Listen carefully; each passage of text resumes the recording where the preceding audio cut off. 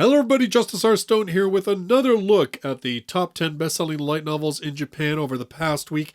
That for the week of November the 8th to the 14th of 2021. This one, of course, I take from the Oricon website. I take a look at their top 10 light novel works, paperback, and literary book lists. Take all the light novels that are scattered amongst those lists, slam them together, and bring you this top 10. So, with all that said, let's get into it. At number 10, we have volume number 8 of The World's Strongest Rearguard, Labyrinth Country's Novice Seeker. We've got this one available in English from Yen On. After living life as a corporate lapdog, Arihito is reborn in a fantasy world. Strangely, the class he's assigned is the very ambiguously titled Rearguard. It seems weird, but Arihito soon figures out that though it isn't flashy, he's gained the ability to do just about everything in battle, from assisting attacking and defending to healing. As he begins his new life, he quickly gathers curious companions. His old supervisor, who's younger than he is, a mysterious demi-human mercenary girl, and a gorgeous high-level swordswoman. With this bevy of interesting ladies in his party, his journey is the greatest supporter that's ever lived. At number 9, My House is Independent because it was said to be useless. This is volume number 3 of this one. Now, I have no good translation of what this book is about.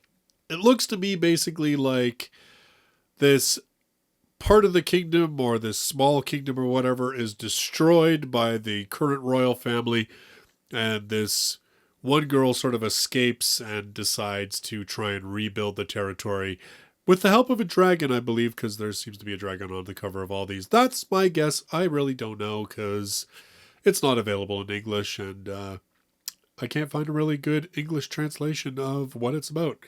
Feel free to help out if you want in the description down below. At number 8, volume 14 of Who is the Strongest Appraiser?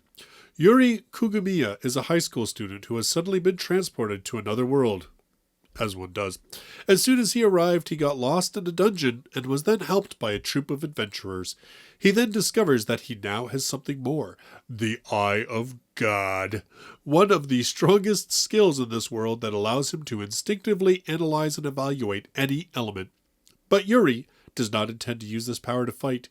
He only wants a quiet life far from conflicts. He then takes a big decision. He will use his power to become a kitchen ace.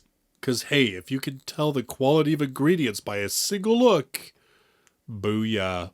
At number 7, volume number 3 of I'm a receptionist of the guild, but I don't like overtime, so I'm going to subdue the boss solo. Super safe because it's a desk job. Super stable because it's official business. What awaits Alina, who has become a guild receptionist, her ideal job, is a day full of overtime work that is actually far from ideal. It's all because of the slowdown in dungeon conquering. Having reached her limit, Alina grabs her hidden first-class adventurer's license and a shining silver warhammer and sets out to defeat the boss herself. She is the Executioner, an unidentified adventurer who appears in dead-end dungeons and is rumored to defeat bosses single-handedly. But that's definitely a secret, because receptionists are not allowed to work on the side. You'll be able to get a lot more out of this game than you think. It's a painful, otherworldly comedy about the strongest receptionist who avoids overtime, keeps regular hours, and protects her peace with overwhelming power. Secretary's getting it done because the people that come into the guild, they ain't doing the job. At number 6, we've got volume number 5 of Classroom of the Elite, Year 2. Holy crap, have I been talking about this for a couple of weeks now? Classroom of the Elite. Dude, I don't need to tell you all what that's about anymore now, do I? We do have the actual Year 1 available in English, and 7 Seas is going to be released in Year 2 once they're done with Year 1. So if you want to check it out, well, you could go right ahead. At number 5, volume number 6 of When I Moved to Another World, It was in the mountains. In reaction, I chose comfort over strength. The protagonist, Jun, is caught up in the summoning of a hero by the gods and is suddenly transported to another world. Man, that happens more often than not. Gods are really sloppy when they summon people to another world. As compensation for his involvement, he receives several cheat skills and items, such as a house. Well, that's not a bad deal. His goal is to lead a safe and comfortable life without getting involved with his sister, who was actually the hero who was summoned along with him. Will Jun be able to enjoy a comfortable life in a world overrun by spirits and demons? I'm going to say no. That's my guess. At number 4, volume number 5 of My Quiet Blacksmith Life in Another World. Now, funny enough, this was just announced as being licensed for English release by J-Novel Club just this past Saturday at Anime New York City, so here you go. Eizo is a middle-aged, overworked software engineer who loves cats. One night, after working late, he saves an injured cat from a speeding truck. The cat survives, but Eizo does not. Luckily, the cat turns out to be a godlike being who offers him a second chance in another world. Eizo decides that he wants a slower life, one where he can live off the things he creates with his own hands. So, why not become a blacksmith? He does have one other stipulation: a cat companion for his quiet life. These requests are granted, and Eizo is whisked away to a new world and imbued with blacksmithing knowledge. He soon finds out that his abilities are above average.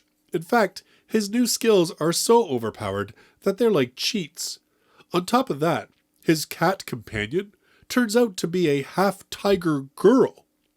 Eizo's blades soon garner attention, and he realizes that he can turn the tides of battle with his forge and hammer. With so much commotion in store, will Eizo truly be able to enjoy a quiet life? Again, I'm going to say probably not. At number 3, we have the Chainsaw Man Buddy Stories. This one was at the top of the list last week. It's the first light novel spin-off of the Chainsaw Man manga series. We do have the manga series available in English. However, of course, this has been licensed. It's basically a bunch of short stories that focus on different characters. I'm not sure if these are all original, because it only says that there's one of them is like a bonus story. However, I do know that with a lot of popular manga, they'll often publish short stories in magazines and stuff like that, and then they'll do books like this where they collect them as sort of like a single thing for collectors, effectively, or for fans who just don't read the magazine. And usually they throw in at least one story that's unique to the light novel so they can get people who are crazy to buy them both. So I think that's what this is.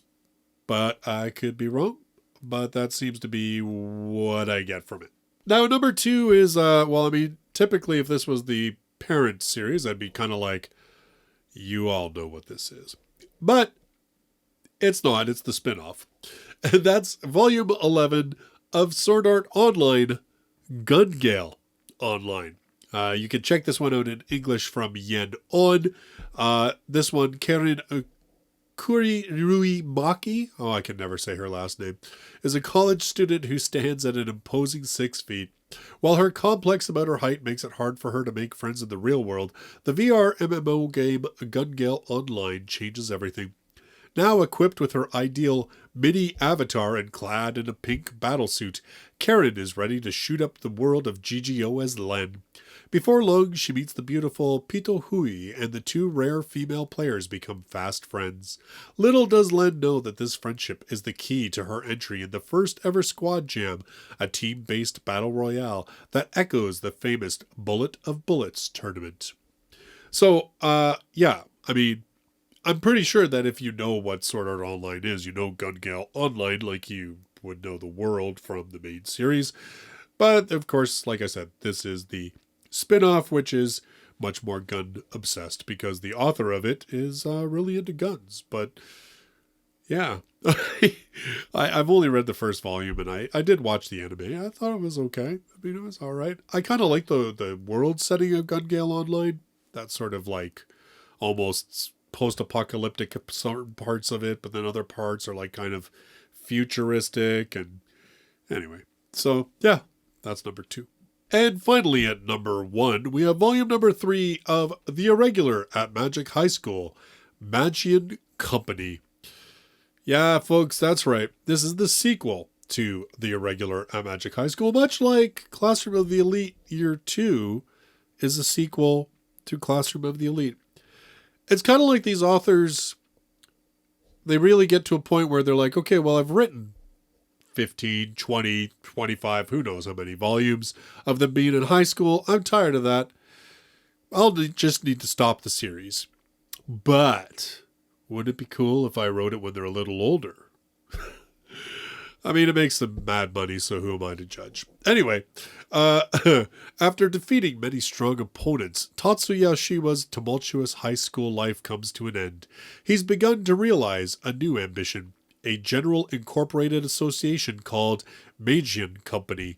The purpose of the organization, of which Tatsuya is the executive director, is to protect the human rights of magicians, beings who have magical aptitude but have yet to reach a practical level. Tatsuya is a university student, but he is making steady progress towards a new era where magicians can live as human beings rather than weapons. With an influence that surpasses that of just a strategic level magician, Tatsuya's movements naturally attract the attention of the world, and organizations of magicians send an assassin to investigate Tatsuya's movements. A new legend of Tatsuya Shiwa begins to unfold. Please pay me a lot of money for this. I mean, that's not involved in the title of the book at all. So, that is your top 10 best-selling light novels in Japan for November 8th to the 14th of 2021. What do you think? Anything here that we don't have in English sound interesting? Let me know in those comments down below. Big thanks to my YouTube members who you'll see scrolling beside my face. I don't know which side it ends up being on, but anyway. Scrolling beside my face for helping to keep the lights on and keeping the content rolling. And thank you for checking out this video. I look forward to seeing you all in my next one. Till then, bye-bye for now.